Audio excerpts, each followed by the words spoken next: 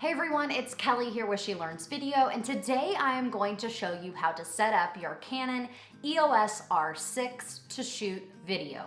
If you have recently acquired this camera, you are going to love the capabilities it has when it comes to filmmaking, and today I'll show you exactly how to set your camera up so that you can get started creating films. So let's jump in.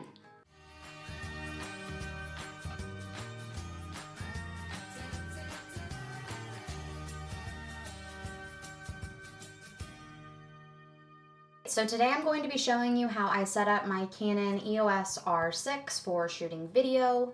If you are a photographer, you are probably going to be coming over from this little manual mode up here on the dial, or if you're shooting in any of the other photography modes, you can see them here. And then you'll just want to switch your camera over to the little video camera option here, and that will have you all set up for shooting video.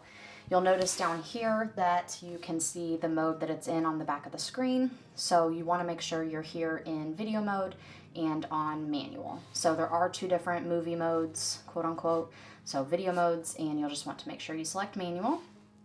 And then from here, you will see lots of different options as far as the camera goes.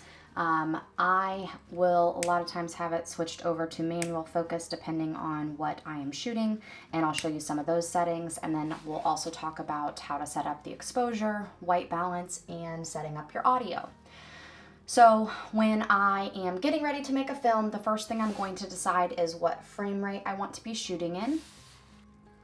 If you hit the little Q button here, you will see it will give you lots of options to select. And then this longer box here is going to be your frame rate. You'll see all the different options here along the bottom. And you can use this little toggle joystick to go back and forth.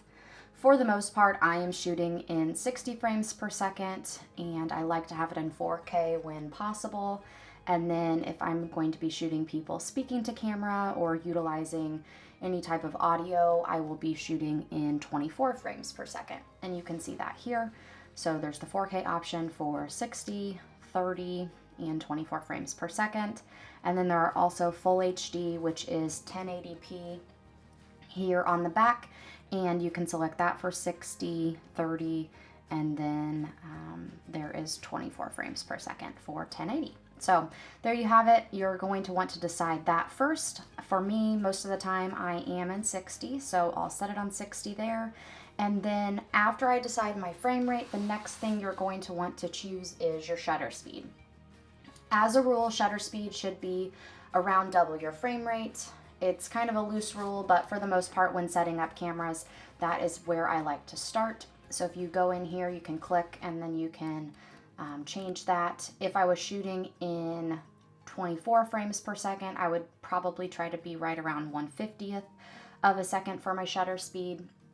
But because we are in 60 frames per second, I'm going to go to 1/125. So that's my shutter speed there. Select it. I also have a dial here on top set to select shutter speed. So you'll see as I change the dial, the shutter speed also changes. So you can set up your camera however you like, but that is what I have set up. And it's also a touchscreen, which is really nice as well. The next thing is your aperture. And for me, I do like to shoot pretty wide open when possible. It depends kind of on what I am shooting, but for the most part, if I'm doing family films or any type of B-roll for weddings, a lot of times I'll be pretty wide open. And then if I'm doing more of a talking head style interview, I want to make sure everyone's in focus, so I'll probably be a little more around f4 to f5.6. So you can definitely decide what look you want, what style you want, and your aperture can help you to create that.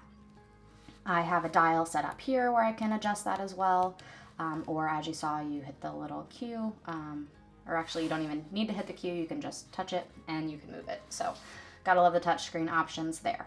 And then from there, I use my ISO to balance the exposure out, and just depending on how much available light you have, you can do that here. The next thing I will do is set up my white balance. So if you hit the Q, right now I have it set in Kelvin, and that is where I like to shoot, and I recommend when you're starting out with video, you definitely learn how to shoot in Kelvin. It's actually really helpful for photography as well. But when you select that, you can adjust to make it really warm, or you can go down into the 4000s and make it a lot cooler. So depending on what you need, you can adjust that there. And once you have it at a good spot for your backdrop and whatever you're shooting, you just set it, and then it will stay consistent throughout the time that you're filming. There are other options in here in the white balance menu that you can select. I would encourage you to select something that's constant rather than using auto white balance, because you don't want that white balance shifting around while you are filming.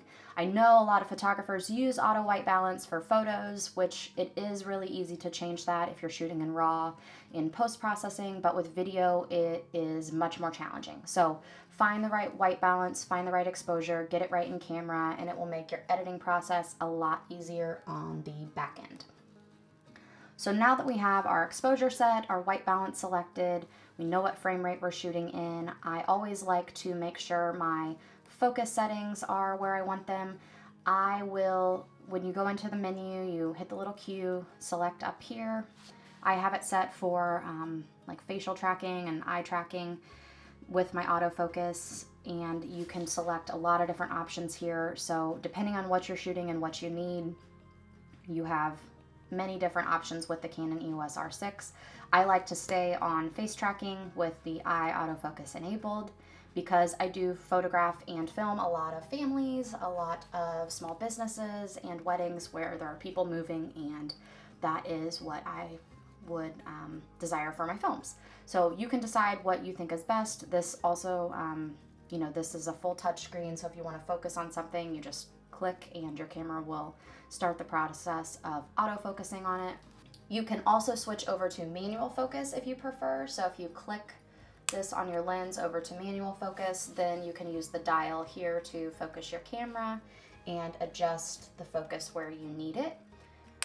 I do sometimes use manual focus when I am shooting B-roll, or I want kind of that dreamy out of focus look coming into focus for my film. So it is a creative tool that you can use, and I think that it's one over time you definitely learn when it works best and when you need it. So manual focus is an option, and then autofocus on this camera is fabulous with the face tracking and eye autofocus enabled.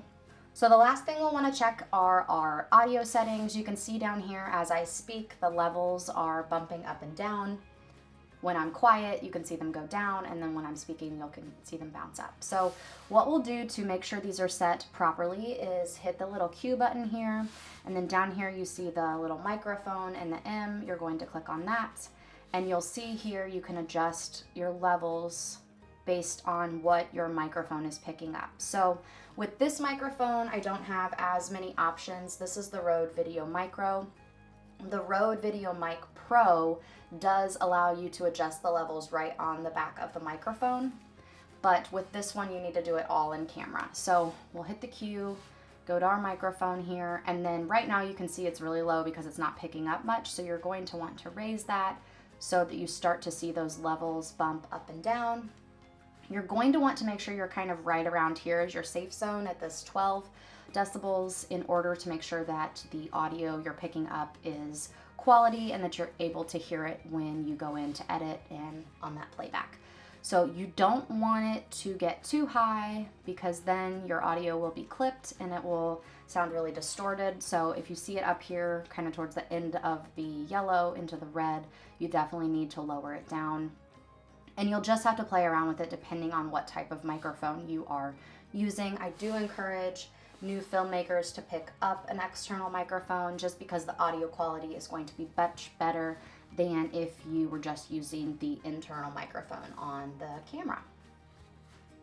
So I hope that's helpful. If you have any questions, definitely let us know. But if you have the new Canon EOS R6, I have been super impressed with its ability to record video, and I'm so excited to see what you create.